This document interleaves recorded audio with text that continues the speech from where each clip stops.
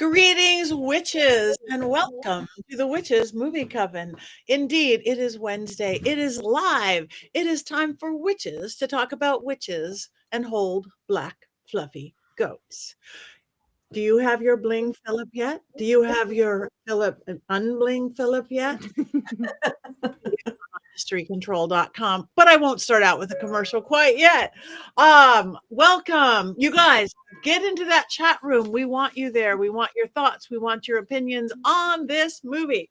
Who are we? Who are we? I am Patti Negri. I am one of your hosts. You might know me from my regular appearances on Ghost Adventures or my Witch podcast or Bathroom Walls Across America. But let's have our co-hosts introduce themselves. Richard-Lael. That would be me. All hail Richard-Lael. Richard-Lael is one name, not two. If I were just Richard, I would be a... That is right. I am known as the gentleman psychic. I'm a psychic and a medium. I used to be a psychic and a small, but I gained some weight. That I am also known sometimes from Ghost Adventures, but also from University Magicus, and I do readings and I do session seances here in my home in New Orleans. Thank you. And Courtney, let's go to the lower. That's me. Hi, friend. See what I did there? Okay. I'm Courtney Buckley, Ghost Bait on Scared and Alone.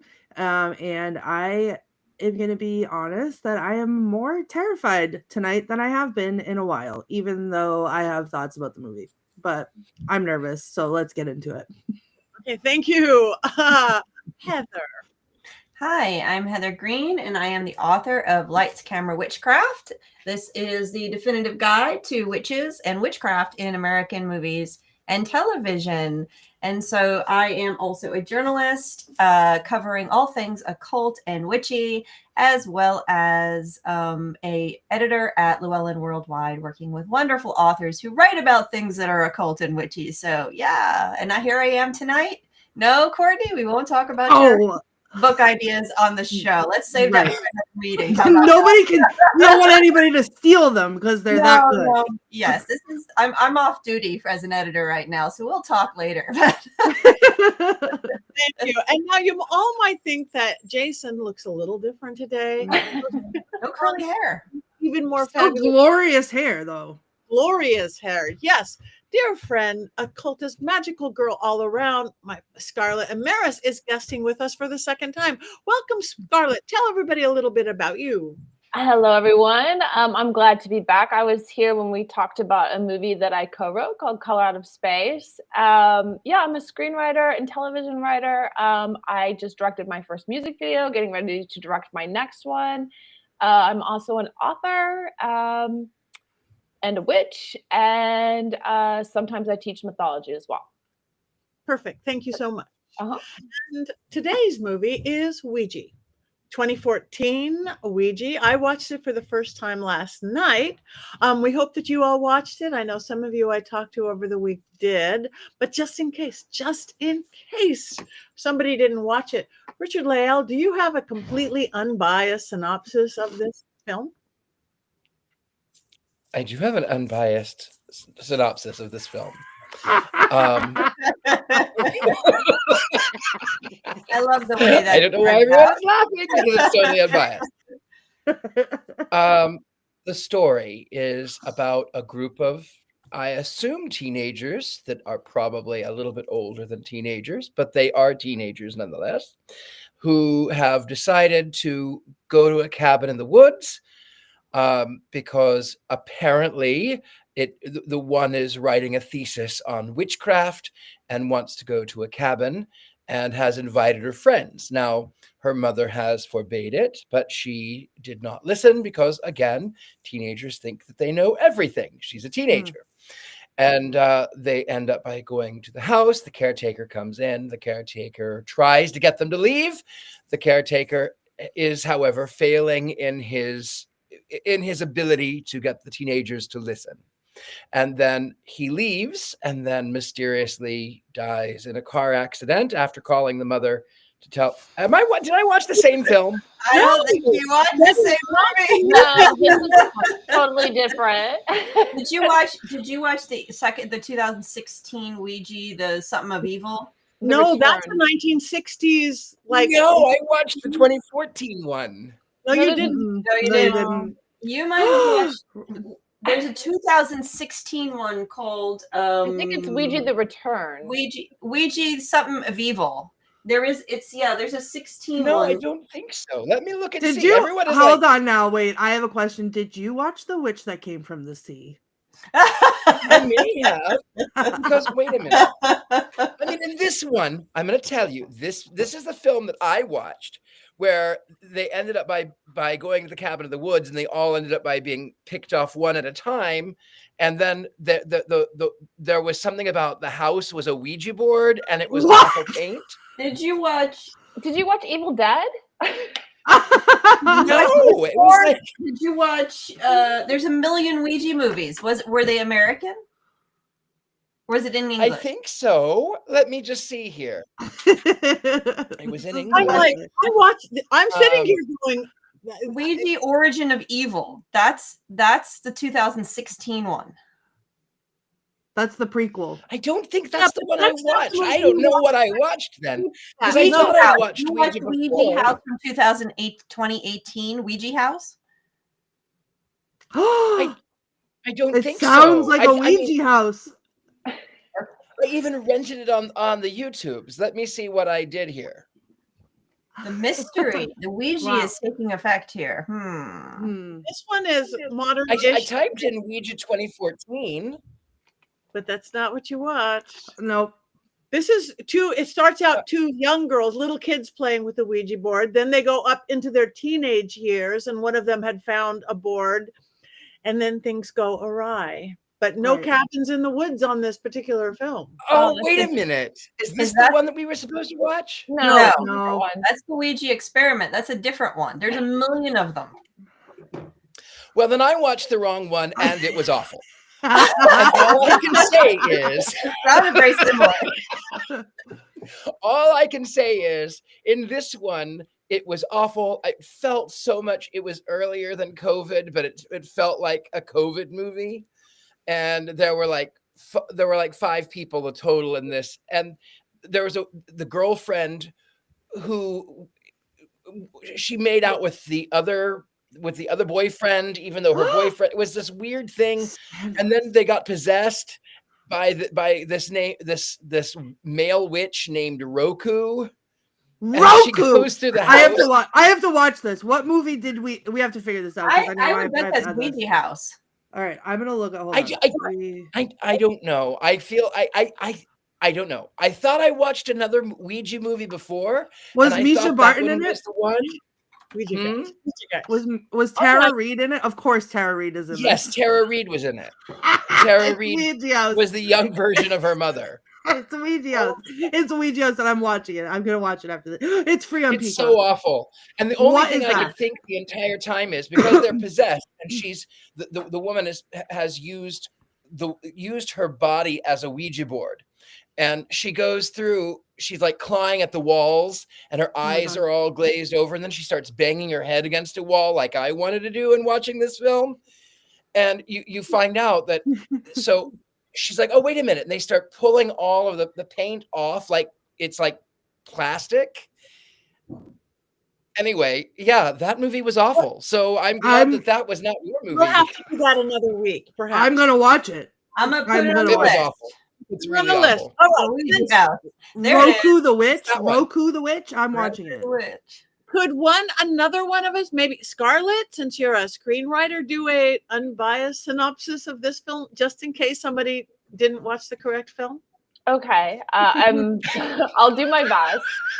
Or not, or Courtney, or Okay. I can do it if you want. It starts. I mean, you guys can help me out here. So it starts with the girls playing, and they do the little like weird true of heart thing that they say, and then she looks through and sees the thing, and then it shows the girl on her own. Was that Debbie? Debbie's on her own, and yes, and she looks through the planchette, and it says my friend, and she looks through the planchette, And then the planchette like turns her eye this weird color, and then she goes and she hangs herself with the lights, which if you watch further on the movie, every time they show that house again, the lights are still there, which I think is like a really big mistake.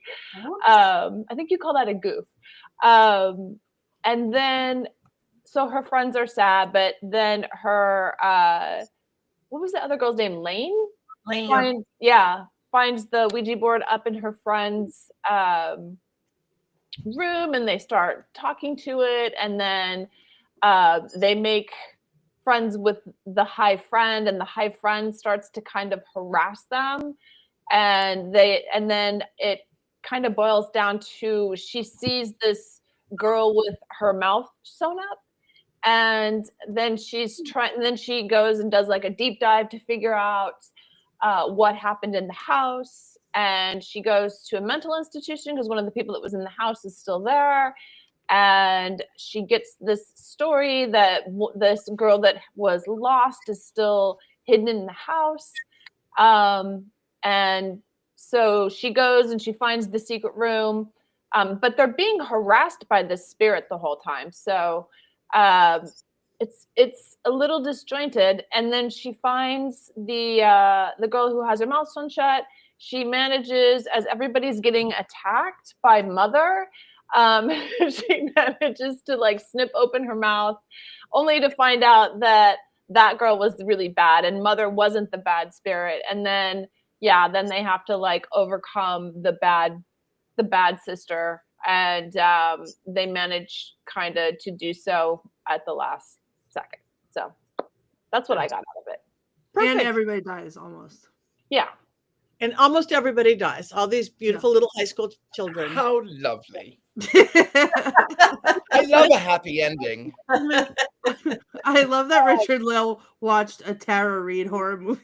It was I was thinking the entire time, this is not horror, this is horrible. It was so bad. It was bad. I'm glad that is not the film we are reviewing. That is not the film the rest of us watch. But and now that we do understand this film, thank you, Scarlett. That was fabulous. I'm sorry I put you on the spot. That's fun. Heather, do we have 5 things that people need to know about this film? We can always find 5 things, no matter the film. So I'm going to do, as usual, we'll start with context. Then I'm going to talk a little bit. Hang on again. Let me get this book here so I can my notes here so I'm not staring off to the side. Context, and then I'm going to look at the production, how the production went, the cast, the producers, notable, and then a little bit about Ouija. So the first is context. This is 2014. This is when a lot of witchy films and paranormal, mostly witchy, but paranormal as well. Any kind of thing linked to the cult was getting popular again. Started about 2011 and then really gained momentum in 2013, 2012, 13, 14, 15. So this movie is landed right in the middle of all of that. When we had Conjuring movies coming back, we had Annabelle movies coming back, we had all of the witch movies and shows like Salem and Coven. You've heard me talk about this period of time. This is when it all came back. So it lands right then, 2014. It was, the production was interesting because they started the idea, Universal and paired themselves with Hasbro, who now owns the Ouija board, to create this Hasbro Ouija board movie in 2008. 2008's a little earlier for this. 2008, the witchy films at that point were still Harry Potter-esque, a little bit more fantasy, a little bit more happy. Vampires and zombies were still sort of mainstream. We're still sort of hanging on as the evil, spooky thing that people were into at 2008. So it's a little early for this, but they jumped in with Hasbro. We're going to do this movie. And by 2009, 2010, they got the writers. They were working on finding directors. By 2011, they still had no directors. This is really a long time when you talk about ideas and properties. And then, for a company like Universal that wants to hit. Then you go on, Hasbro jumps ship. They cancel the whole thing. They don't want to spend the money. So they try to revamp the whole thing to make it just a general Ouija board thing, not using Hasbro, just a talking board spooky movie. Well, that's not going so well. They get a new script writers, new stuff gets added, and then back to Hasbro. They come back with Hasbro. They make a new deal. I guess it's less money. I don't know. They get a new director, a new writer, and Jason Blum, whose Blumhouse stays on. So we wind up with, this movie was supposed to come out in 2013. We see it in 2014. That's a really long time to go over and over and back and forth and back and forth. So usually the longer a span of production on one particular property, the chances are the movie's not going to be very good, generally speaking. That's just generally time. Too much time in the oven, you burn it. That's not every case, but in a lot of cases that is what happens. It's overdone.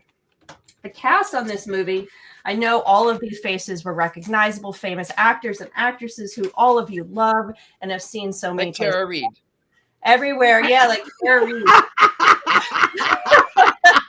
There are a lot of them are younger actresses, most of them who are in things here and there. You might have seen Douglas Smith and Percy Jackson. You might have seen, Lynn Shane in Insidious, or you have,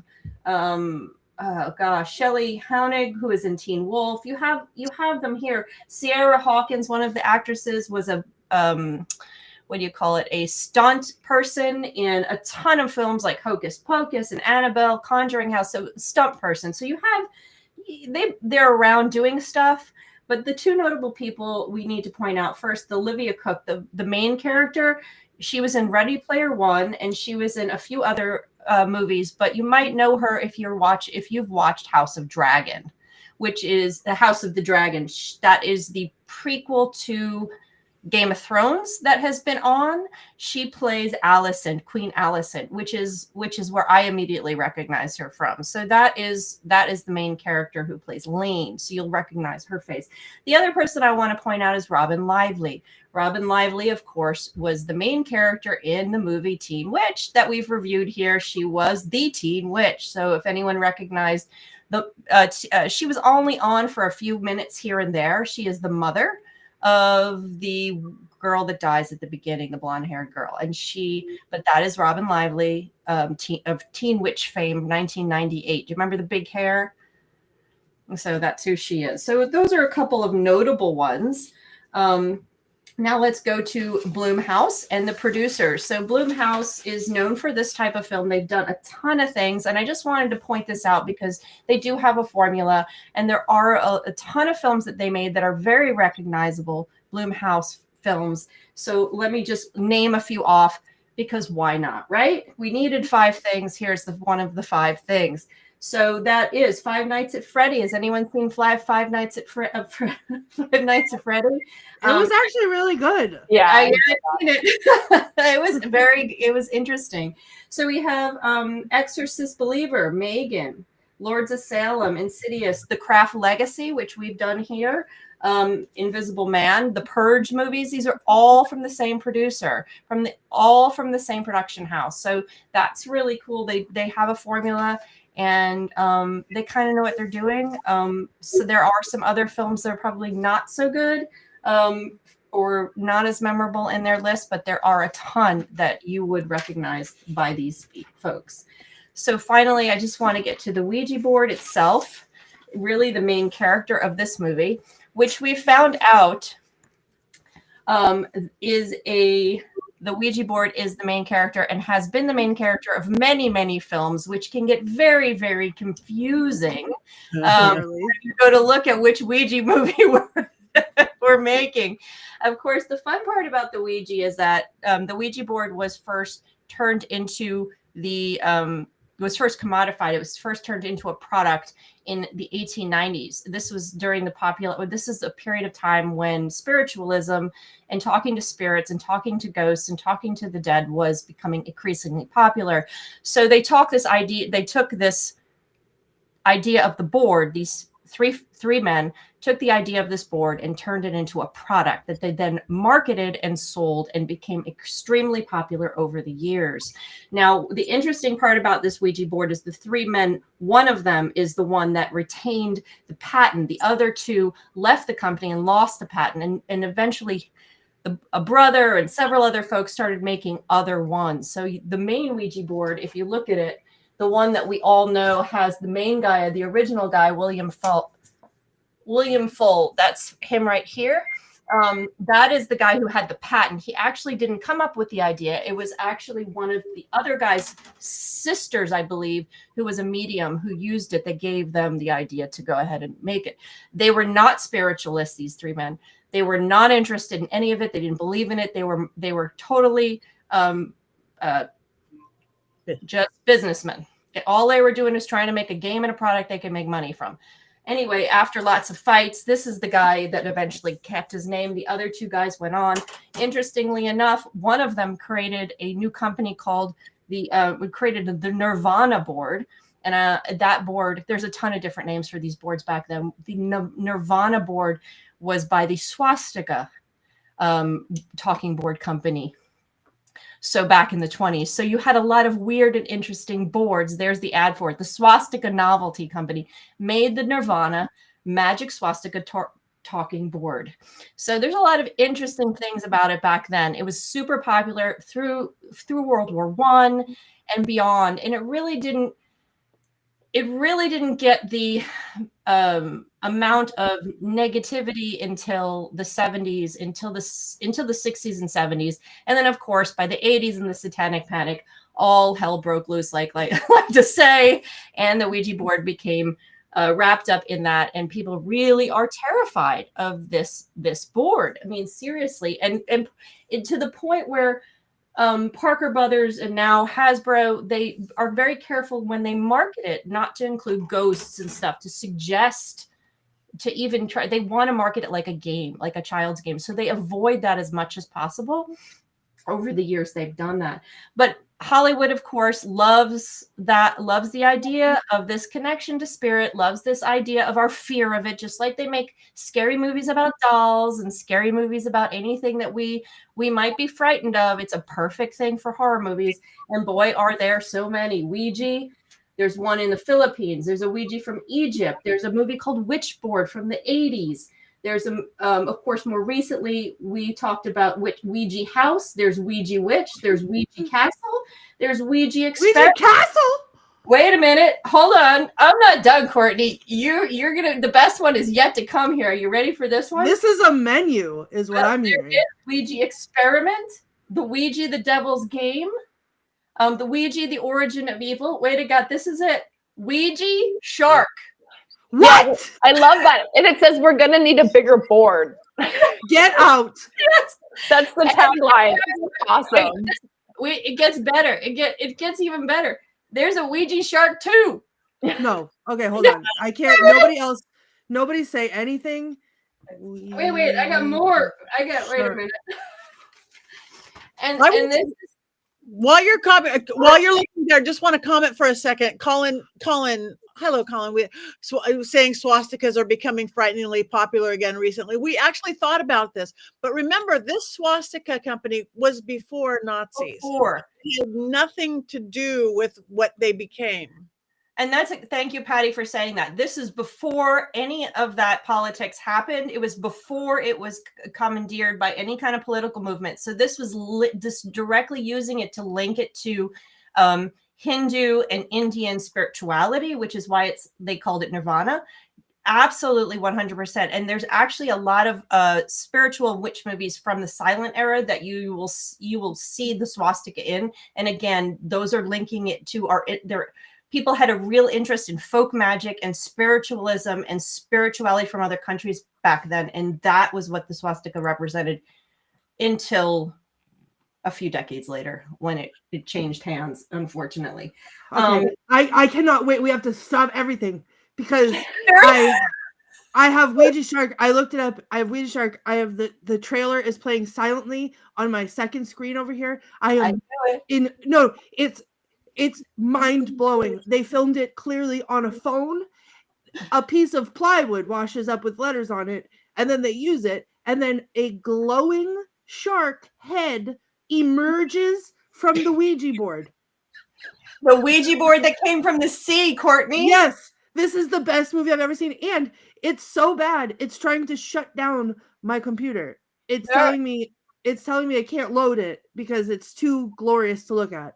There And then are I just- so many of those Sorry. shark movies. It's unbelievable. That's my favorite. I love them. I love Yeah. them so much. Shark Exorcist. Don't even talk. I can't. Oh, I know. We were like, oh, we're going to write this ghost shark movie. And there was a bunch of writers here in Hollywood. And we were always joking about it, only to find out there's been 4 of them made already. Yeah, there can never be enough. There can never be enough. That's But amazing. I will be watching Ouija Shark as soon as we're done here. So nobody talk to me afterwards. The because tagline of it is, we're going to need we're a going to need a board." bigger board. Yeah. That is so great.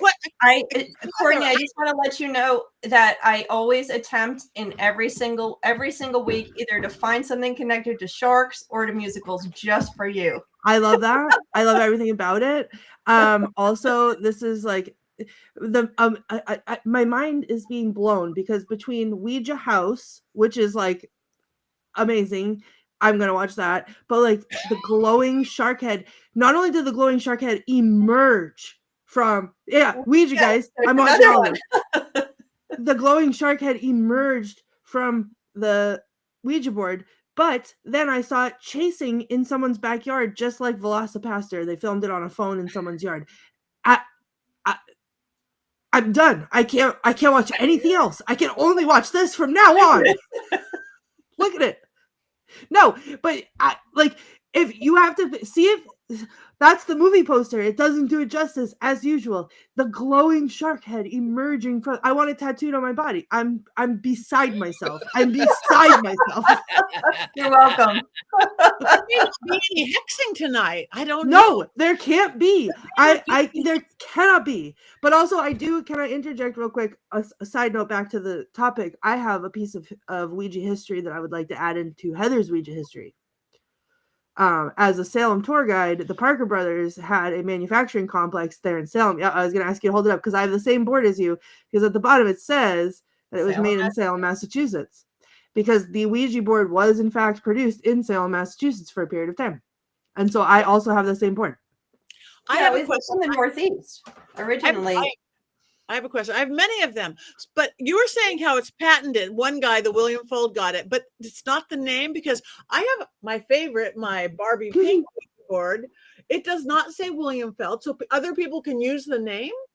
Well, no, it is their name. So the Ouija, according to the story I read, is that they came up with the name, which was, I was trying to wonder why they called this talking board the Ouija board. They said the board told them. That they asked the board what its name was, and the board told them. Now these guys didn't believe in any of this stuff, so who knows what they were doing, but that's why it's called a Ouija, and it is patented with the name. And Parker Brothers, now Hasbro owns it, but it doesn't necessarily always say Fold on it. It's not. This is just the traditional. This one's from the 70s. Yeah. It's got to glow in the dark. There's a little something that I would like to add. You alluded, Heather, to the fact that the sister-in-law or whoever it was, one of the women was a medium who had helped them.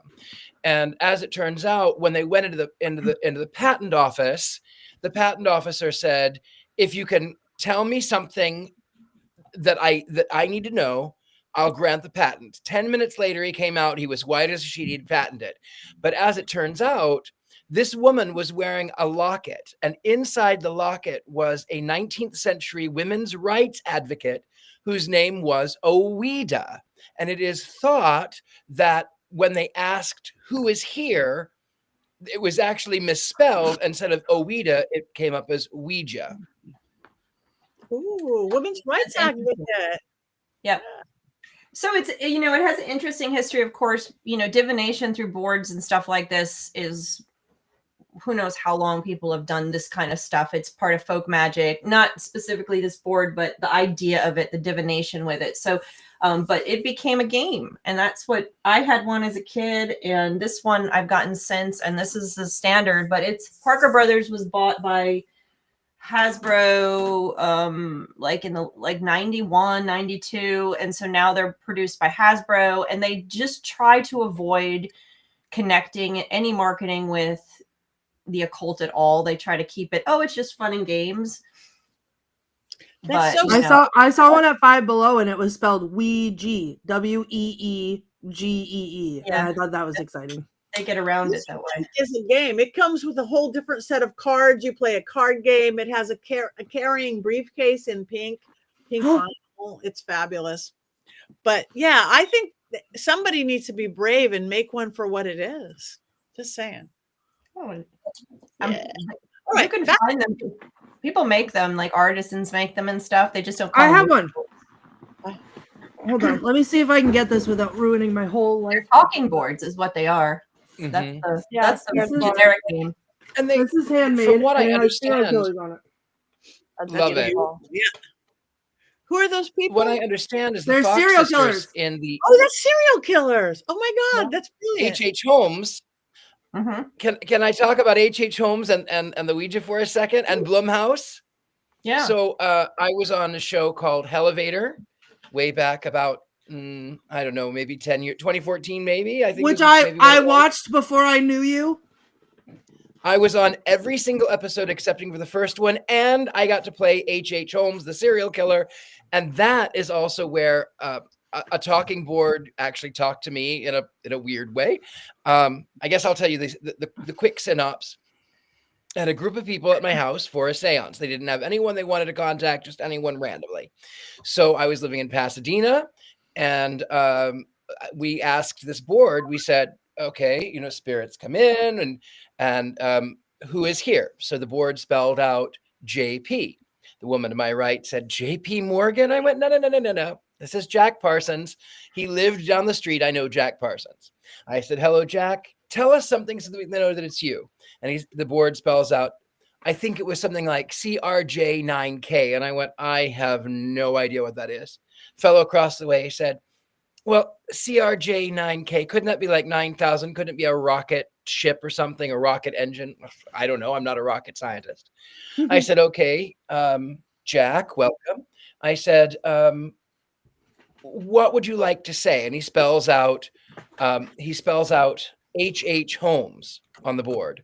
And the woman to my right said, the serial killer? And I went, well, I mean, I played H.H. Holmes on TV. So maybe actually Jack is actually trying to communicate with me. It's a weird thing, but it's my house and he's been here before. So maybe he's trying to communicate with me. And I said, Jack, what do you want to tell me? And he spelled out B-O-O-K. And I said, yes, you're right. I'm supposed to be writing a book. I have been trying to write that book for a very long time. I have some chapters done, but I am still not anywhere near where I need to be. Anyway, that said. So we close the session. We say goodbye. We release them. They go out. And I Google Jack Parsons and CRJ 9000. And it turns out that there was a jet propulsion engine that was inspired by his works. He died in 1950. This came out a few years later, but they were inspired by his works. And I went, okay, well, that makes sense. And so I looked up Jack Parsons, H.H. Holmes book, and I found Rocket to the Morgue, 1940.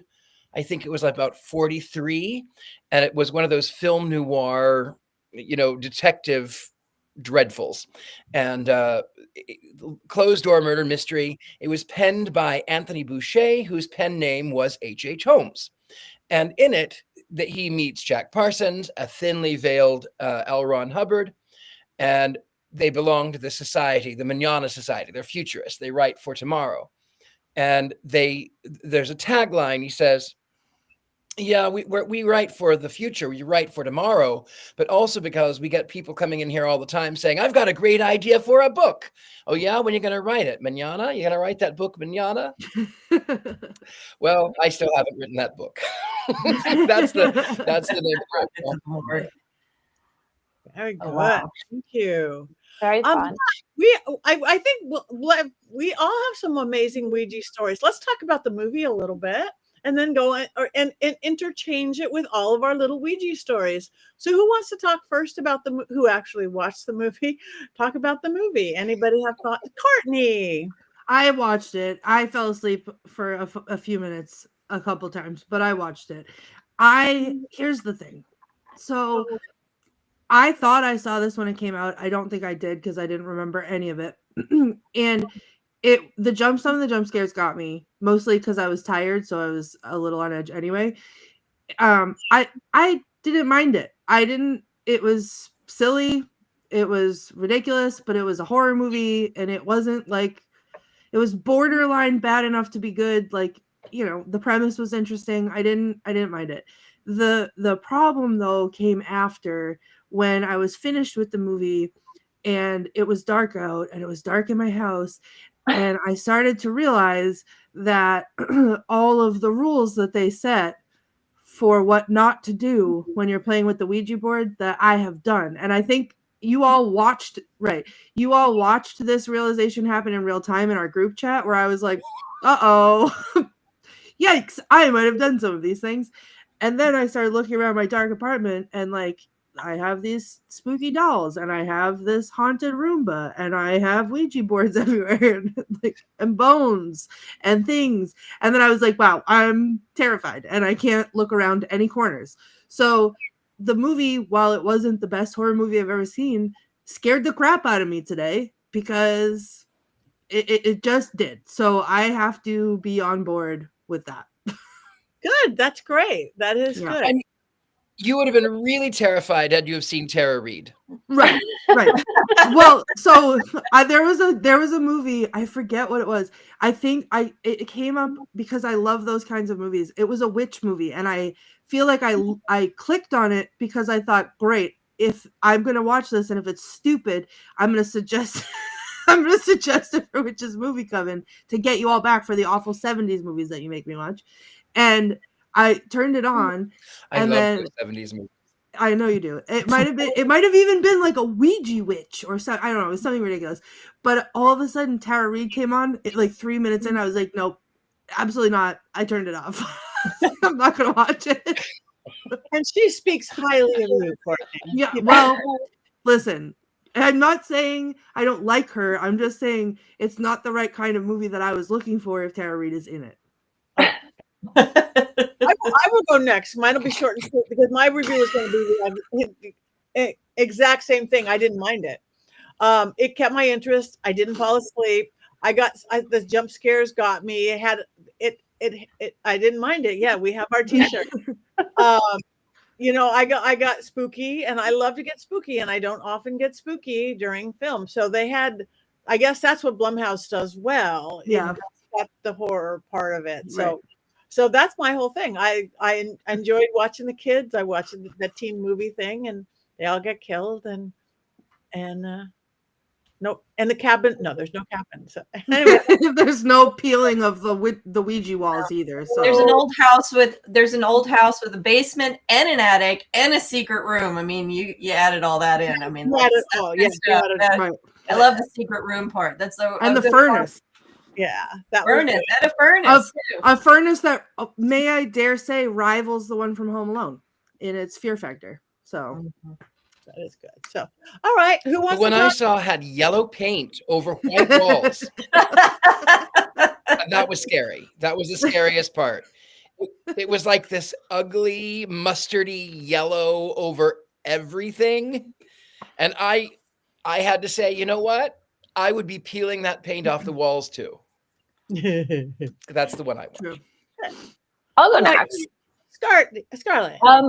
I thought it was okay. Can we have that on a T-shirt? It was okay. I don't know that I would watch it again. It had the pacing was okay on it, but it had one of my pet peeves where it doesn't really explain the rules of magic very well, like the rules of how the spirit worked, because it was like, okay, it can attack you now, okay, it's gonna possess you now, okay, now you've got color, covered over eyes, okay, now it's sewed your mouth.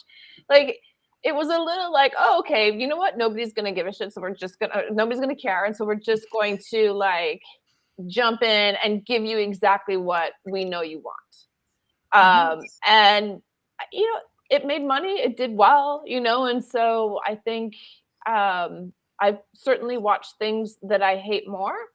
But I also know the horror formula. We need that on a shirt. We need that on a shirt. And it is, for me, and I like 70s horror, and like, I write horror, and it's my passion. It was a little formulaic for me, but that's okay. That's probably the worst thing that I would say about it. Good. Beautiful. Thank you. I agree with with all of these. I enjoyed it for a very light float through a horror movie is pretty much what it was. Very, very predictable. You know, going in that the lady and the lady is a misdirect. You know, she plays the two iconic formulaic roles. One is trying to figure out the occult stuff. We've got to go to some old person in an institution, whether they're a professor or in a bookstore or whatever. So she plays that role, but then equally as canned and predictable is she's not the good role. She's the bad one, and she does the misdirect. That was, you know, it was just too simple. It was, yes, very much light. It glossed over everything. There was very little explanation for anything, but it did that well enough to keep my interest, well enough to get me through the movie without falling asleep or being irritated.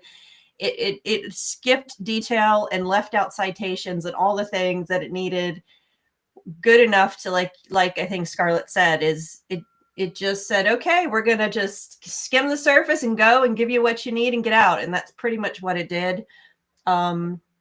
And didn't leave anything hanging until the end, which irritated me because I'm like, this movie's not getting a second or third one, so why do that? So, there's no need for it, but you know, you got to leave them hanging because potentially a second one could be picked up or a third one. Who knows? Anchorman took how many years before they picked up? Yeah, isn't there a sequel? There's a prequel and a sequel, I think. I didn't think there was. I was looking. The Origins of Evil is the prequel. And then I'm pretty sure there's a second one. Oh, I don't know. Either way, it was kind of like, you know, it just didn't feel like it needed it to me. And I listed all the Ouija movies, but I didn't dive in to find out which one was connected to which at this point. So maybe there are more movies. I don't know why. It doesn't have a saga that really I don't know why. It's good. It was good as a standalone. I think it would have been fine as a standalone, but you know, you got to bring in the money if the money's could come in. My favorite thing that you said is about that lady being the misdirect. And for me, the misdirect was not that I saw any part of that plot coming, because I was too busy screaming out loud, "It's the Insidious lady." And then I was focused on that. Insidious lady, that's right. Yeah.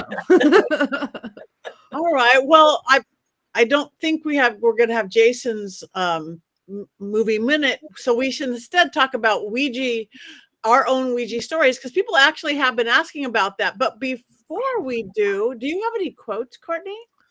Actually, I do. I have a couple, but this wasn't a very quotable movie, so I don't have a lot. However, having said that, I feel like I need to tell my snippet of a Ouija board story to incorporate why these quotes are important to me and why I'm terrified to say them out loud. So if I can do that real quick, so let me read the quote because, and then I'll explain. So I said earlier that, okay, let me get to my notes up. The rules. There's the rules of playing the Ouija board. Okay, so you can never play alone. You can never play in a graveyard, and you always have to say goodbye. To start, you circle the board once for each player, and then you say the same. Okay. Well, in chatting with you guys via our group text, I realized not only have I played alone, which was filmed for Scared and Alone, I played with a Ouija board in the attic of the Little Witch House. After having a terrifying day and an attachment, I then played with the Ouija board by myself. Then also when I was younger, and I'll lie under oath about this because this was super illegal, I played a Ouija board in a graveyard in a place. The graveyard was super haunted. It was nighttime, not allowed to be there. Went in anyway. Played the Ouija board. We could hear somebody walking in circles around us, but you could see everything. So there wasn't actually anybody there. We could hear somebody walking in circles around us. So we quickly, and it kept saying, "Dead, death, done. Dead, death, done." And we were like, we're dead, death, done with this. So goodbye. Thank you so much. And we ran. And then this cemetery was like 45 minutes from where I lived. So I got all the way home to realize that my cell phone wasn't in my pocket. And my cell phone was not in my car. And then we called my cell phone like 73 times and didn't hear it ringing at all. And then we had to drive 45 minutes at 3 a.m. back to the cemetery. And when I got out of the car, I stepped like one step into the cemetery and saw my cell phone on the ground. So it must have fallen out of my pocket while I was running. I picked up the cell phone. I opened it. I had no missed calls at all. And when I took one step out of the cemetery, my cell phone started going off with all of the missed calls that we had called looking for it, like buzzing, buzzing, buzzing, buzzing, buzzing. So it was a crazy time. Whatever. We made choices. Choices were made. Things happened. But as I'm recounting this, it makes me very scared to now be alone in my house and then say my next quote, which is the saying. And it is, as friends we've gathered, hearts are true. Spirits near we call to you. Is someone here with us?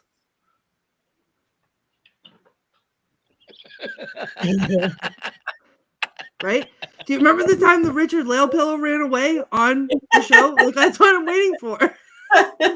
I'm so afraid. I'm scared and alone in my own house. Okay. Anyway, then there was one funny quote. Sarah said, "How are you even supposed to talk to someone using a board game? I mean, yo, can you hear me? Signal's really bad. I only got like one bar in here." I thought that was funny. And then there was two that I kind of thought were a little profound. Lane said in the beginning, "You just don't know when it's going to be the last time you get to talk to someone." And I think that's important to remember. And then at the end, she said, "I guess you never really feel like you get to say goodbye, and maybe that's okay." And then Sarah responds and says, "Maybe there are no goodbyes." Not really. And I feel like that gave me a little bit of chills, and it's, reminds us of what we do and why we do it. Yeah. Thank So you. those are my quotes and my Ouija board stories. And now I'm terrified. Goodbye. You always say goodbye. You always say goodbye. That's the one I do. Even without being told the rules by the Ouija movie, I knew that was the rule and I did it. But I'm gonna put my sunglasses on in case. Can I just quickly, the rules change per movie, and that freaked me out in this movie because after watching Agatha and they do the Ouija and that one thing, one of the rules was you cannot take your fingers off the planchette. God, she did, and she did that in the movie. She did it multiple, and then they pick it up and they hold it and they put it back down. They put your hands back on. I'm like, now I'm freaked. What's gonna happen? But in this movie, that was not a rule. So I didn't know the rules because again, the directions are that it's a game. I have been safely, mostly playing with a Ouija board since I was 8 years old. I never had the rules. I never said that saying. I don't think I used to even do the goodbye. I have got real spirit communication. And I've had 2 scary times with it. To me, my only rule, be funny, be a skeptic, but you have to don't be disrespectful because that's what always happens. Don't be So there's a house in my neighborhood. It's my neighbor down the street. I have a little 1920s neighborhood. And this house was built by Charlie Chaplin, as many were, for one of his many girlfriends. And it was a super party house, which can call in dark stuff for party house in the 20s and 30s and 40s. Just crazy Hollywood party house. And then in the 60s, the Rolling Stones manager bought it. So the Stones stayed there, Mamas and Papas, Graham Parson. Again, party house. Beautiful party house. And then they moved out. And then the person who invented the real life sex doll moved in. Got too spooky for him. There was so much weird energy. And he moved out. And then my neighbor, Marilyn Manson, moved in. It was my neighbor for 7 years. And he recorded in the dirt basement, always a dirt basement. And anyway, I was hired to do a seance for this. It's called the Mary Astor House, to see it looks like a haunted house. It looks like it was built by Masons. There's literally a compass painted in the floor, all this leaded glass, all this sacred geometry, everything. But this one kid, and it was really young people, young people, when you're past puberty but not too far into your 20s, have so much life force. That's why you get all that poltergeist stuff then. And so it was a table full of these it was a 4-camera shoot, so that was a pretty big shoot. And so this one kid kept getting disrespectful, and I'm feeling the tension going, this is not cool. But then something really cool happened. The French doors flew open and everybody's screaming, the camera. And I'm like, well, that's kind of cool. The producer side of me. But I felt this tension. That happened again. The French doors, he said something stupid in the French doors. This spirit was getting really cranky. I'm trying to talk to him. And then he said something else really stupid. And not the doors, but the speakers, old school. It was how big can your radio speakers be versus how little can they be? That's the house. That is the house. Just up the street. It's so spooky. From my house. That's the Mary Astor, everybody. And I love the new guy there. He's a famous guy too. Anyway, so the speaker came on, white noise, and it sounded exactly like a spirit box, like anybody does all the paranormal stuff like that we all do. It wasn't plugged in, but we didn't notice it. I'm feeling this tension building, and this crazy stuff's happening. We're using the Ouija board. We got down to something that really dark had happened in the 1930s in this basement where Marilyn had been recording. And the kid said something again, really ridiculously stupid.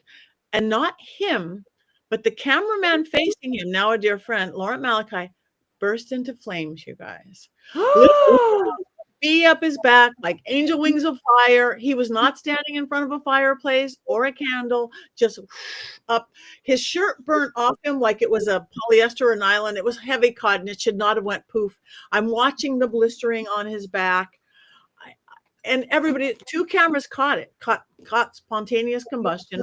One camera started filming like the ceiling or the floor. You test the metal and strength of a cameraman in a crowded room bursting into flames, like, yay. And the poor guy who was wondering why everybody is screaming at him and pointing at him. And me, cold witch medium Patti, becomes medic Patti, which I am. I'm EMT1 certified cardiac tech. Drop and roll. And I'm calling in my protectors to shut this down. I'm like, I don't care. I've never stopped a shoot in my life, but this is not okay. This is serious. This is not okay. You cannot. But the guy who caught on fire was a super skeptic, by the way. He's like, I'm okay. No, I have a sweater. I'll put the sweater on. The kid was no longer going to be an issue at all. He was in the corner covering. It's like, oh, okay. Not a smart aleck anymore. Okay. But 3 weeks, and we finished, and it got even crazier. The most crazy stuff I've ever experienced. Glasses flying. They tried to push the cameraman off the cliff again. But 3 weeks later, the cameraman goes, Patti, look at my back. And where I'd seen the blistering, it totally, you guys, looked like he had went and got a tattoo of a dragon. Open mouth, hard teeth, winged heads into the shape of a serpent. And that is the exact energy I called in, not this, shut down the seance. I work dragon energy, crossroads, man. And I'm looking at him in his back, and I'm like, oh my God, you have a tramp stamp of a dragon on your back. That is the coolest thing I have ever seen. He thought so too. He actually was so intrigued. They haven't done it yet. If they do, Margot Robbie needs to play me. He wrote a film with Stephen Norrington, the guy who wrote The League of Extraordinary Gentlemen and the Blade series, about this TV medium who did every TV show, and then filming another one. And then a portal opens. It's called The Portal. And then it turns into one of those funny, scary things. But I did. And this is something to know for horror films. Again, they haven't done it yet because they keep getting projects. But I sat down with him for 5 hours, and I'm like, Laurent, you can't say that on camera. He's like, but you said that. I know, but that does something energetically. You don't want to be one of those cursed horror films, dude. It happens all the time. Energy, spirits, ghosts, whatever, doesn't know the difference of an actor reciting lines and somebody really doing this thing. So if they ever do it, we just made them sound spooky or mystical, but they're not going to do something that opens up, a portal to hell. That was my and it will star Tara Reid. And I've never been more excited that I own a pair of Patti's dragon power panties in my life. Yes, you have to. Dragon power. I own them because now I know. Now I know about the dragon. Now you know about dragons are my biggest protection. That's my form of magic. No, I've had my ribs broken by the Black Dahlia pushed into. I hadn't set up my protectors. So you do have to. I know somebody in this chat room was talking about Ouija and a fear. You just have to know what you're doing and who you invite in. You don't let anybody in your front door. You maybe shouldn't let anybody in your Ouija board. I mean, Yeah, like, because I've played with hundreds of boards, and every once in a while you get something through that's like cursing at you and being rude, and you just shut it down. You're like, no, guess what? I'm not going to, like, and then you clear the room out and you can start again, Yeah. Our realm of existence. I believe that. So that's the only one also. That's my biggest story. Who else has a great Ouija story before we vote? I have one.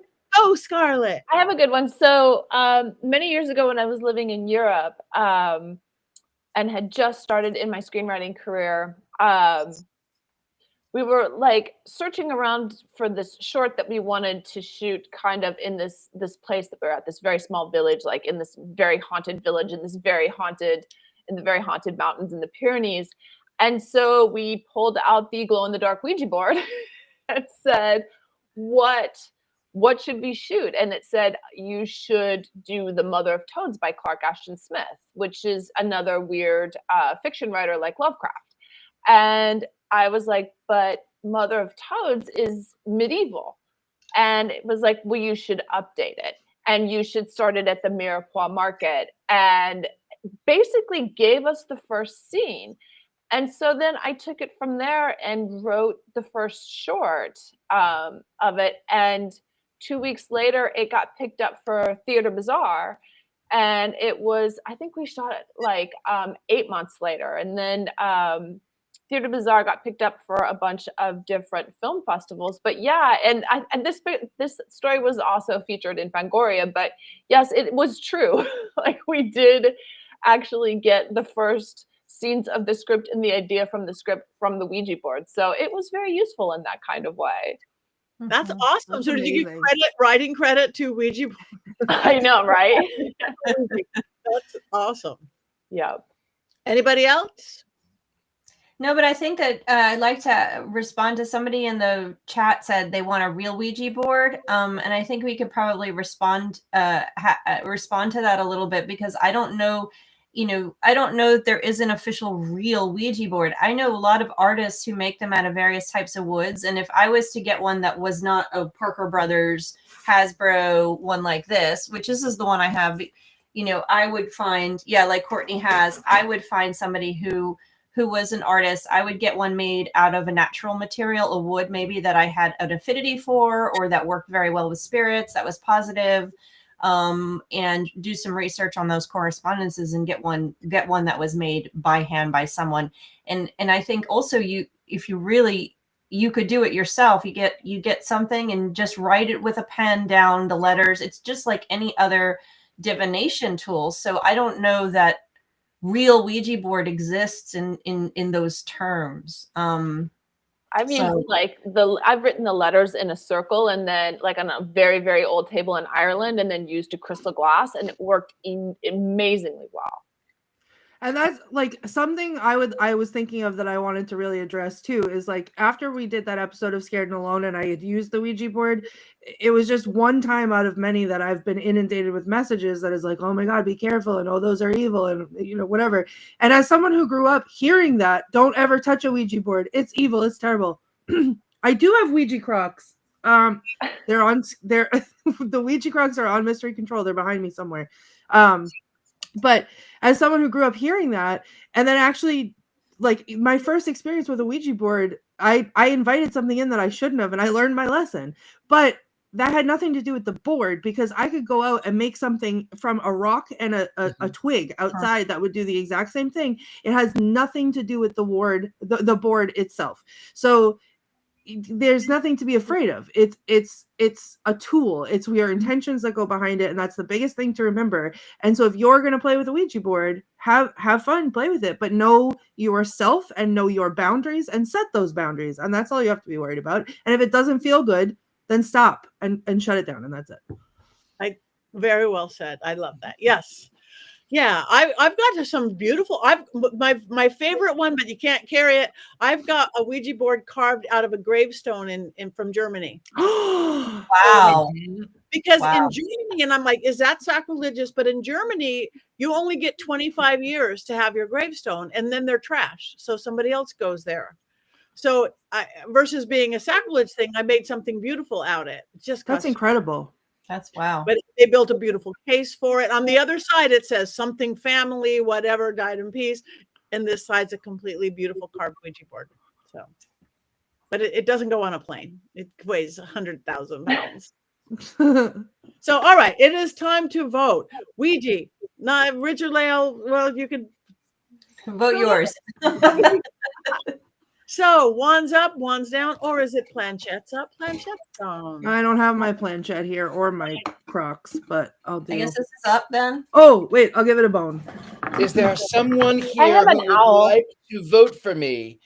Is there someone who would like, you know what? H Go up. I F R I E N D.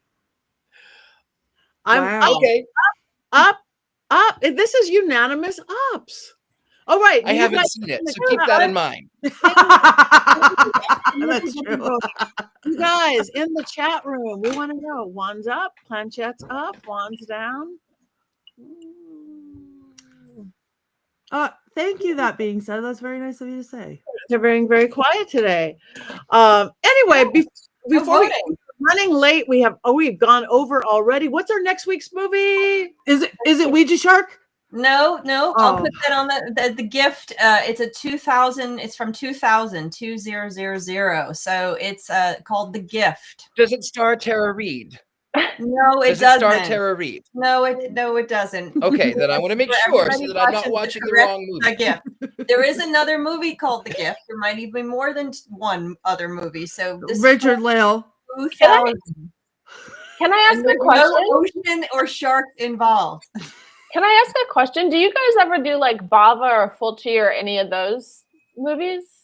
Like the 70s horror movies? Yeah, like the we do. Lucio Fulci or Mario Bava? Okay. Yes. Send I send love me 70s a list movies. and I'll put I some love on there. them. Okay, that would be We do fantastic. 70s. Our Courtney only loves rule the is 70s you have to be able to watch it on streaming. Yeah. It has to be Yeah. us and our watchers and listeners have to be able to watch it. Also, Scarlett's Hey, I've watched yes. Things I've Hated More t-shirt is on the website already.